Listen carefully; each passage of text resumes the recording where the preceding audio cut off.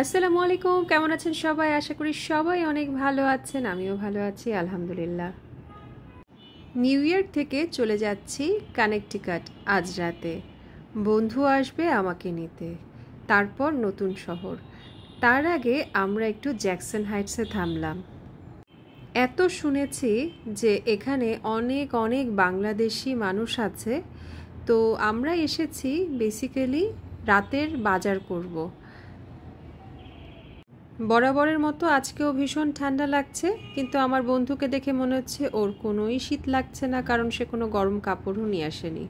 কি অদ্ভুত! আর আমার কান নাক সব ব্যথা করছে। এখানে এসে দেখা মিলল বাংলাদেশ স্ট্রিট, ওই যে একটুখানি দেখা গেল। কিন্তু রাত 12:15টায় এসেছি আমরা কানেকটিকাটে, কিন্তু রান্নার আয়োজন দেখে কি তা মনে হচ্ছে? বান্ধবী আমাকে আমার প্রিয় সব কিছু খাওয়াবে। আর এ কদিন খুব হাপিত্তেশ করছিলাম, দেশি খাবার খাবো, ঘরের খাবার খাবো, পুরোটাই উসুল। কানেকটিকাটে যেই বন্ধুর বাসায় এসেছি, এটা হচ্ছে তার বাসার সামনের দিকের অংশ। আমি এখানে আসার পরে মনে হয়েছে যে এর চেয়ে সুন্দর আর কিছু হতে পারে না। একদম প্রকৃতির মাঝে মানুষের বসবাস, এত সুন্দর, এত সুন্দর। আর গ্রিন, আমার তো গাছ, প্রাণী, প্রকৃতি অনেক পছন্দ। তো আমার মনে হচ্ছে যে পৃথিবী যদি এত সুন্দর হয় তাহলে স্বর্গ কেমন। আজকে ভাইয়ার জন্মদিন, মানে আমার বান্ধবীর বরের জন্মদিন। তার জন্মদিনে আমরা ঘুরে বেড়াচ্ছি ইচ্ছে মতো। সুন্দর এই সব কিছু যখন দেখছি, খুব মিস করছি আমার তিন কন্যাকে। ওরা যদি থাকতো ভীষণ এনজয় করতো।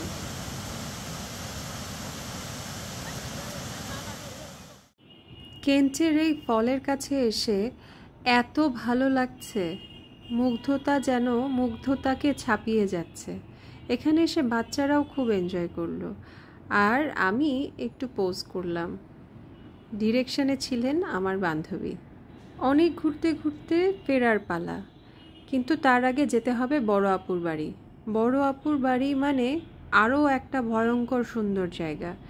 সেখানের অবশ্য ভিডিও তেমন কিছু করা হয়নি। আর বড় আপুর বাসায় যাওয়ার আগে আমরা একটা রেস্টুরেন্টে থেকে রামেন খেলাম, অনেক মজা ছিল সেটা। দূর থেকে বিল্ডিংগুলো দেখে না কেমন যেন স্টার ওয়ার্সের মতো মনে হচ্ছিল। ওই যে দূরে দেখা যাচ্ছে যে পৃথিবীটা, এটা মনে হয় অনেক মুভিতে দেখা যায়, তাই না? হোয়াইট স্টোন ব্রিজ দিয়ে আমরা নিউ ইয়র্কে ঢুকে গেছি। এখানে অদ্ভুত একটা জিনিস দেখেছি, যদিও আমি রেকর্ড করিনি কারণ আমার কাছে খুবই অস্বস্তি লাগছিল। সেটা হচ্ছে বিশাল এলাকা জুড়ে গ্রেভইয়ার্ড, মানে এত বিশাল এটা আমি কখনোই কল্পনাও করতে পারিনি। পরদিন নিউ ইয়র্কে আবার ঘোরাঘুরি শুরু হলো। চলে এলাম রুজভেল্ট আইল্যান্ডে। এটা কিন্তু ম্যানমেড একটা আইল্যান্ড। এখানে বেশ খানিকটা সময় কাটালাম, ঘুরলাম, ছবি তুললাম। আজকে বাকেট লিস্টে অনেকগুলো লোকেশন এবং সেই সাথে কিছু শপিং। তো আজকে অনেক এনার্জি সাথে রাখতে হবে, জানি না কতক্ষণ এনার্জি থাকবে।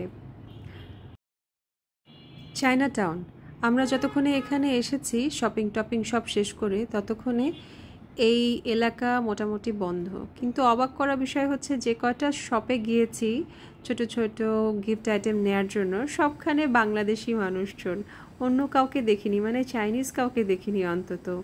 আর এই হচ্ছে আমাদের সবার প্রিয়, একেবারে মোস্ট হাইপড টাইম স্কোয়ার, যেখানে এত কালারফুল সব বিলবোর্ড দিয়ে এলাকাটা একেবারে অন্যরকম সুন্দর হয়ে যায়।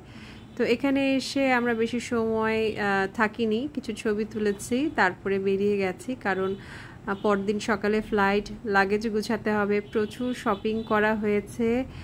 আর আমার বান্ধবীরা আমাকে আসলে শপিংয়ের বন্যায় ভাসিয়ে দিয়েছে, সো আমাকে আরেকটা লাগেজ নিতে হয়েছে তাদের কাছ থেকে। তো সেগুলো আবার গোছানোর দায়িত্বটাও কষ্ট করে তারাই নিয়েছে। ভীষণ একটা আনন্দ নিয়ে বাড়ি ফিরছি। সুন্দর একটা সময় কাটালাম, এবার গন্তব্য বাড়ি। 3 জোড়া চোখ অপেক্ষা করছে আমার। ছোট মানুষগুলো মা আসবে বলে কত কিছু বানিয়ে রেখেছে। আমার এই ছোট ছোট ভিডিওগুলো যদি ভালো লেগে থাকে তাহলে লাইক এবং সাবস্ক্রাইব করতে ভুলবেন না। আল্লাহ হাফেজ।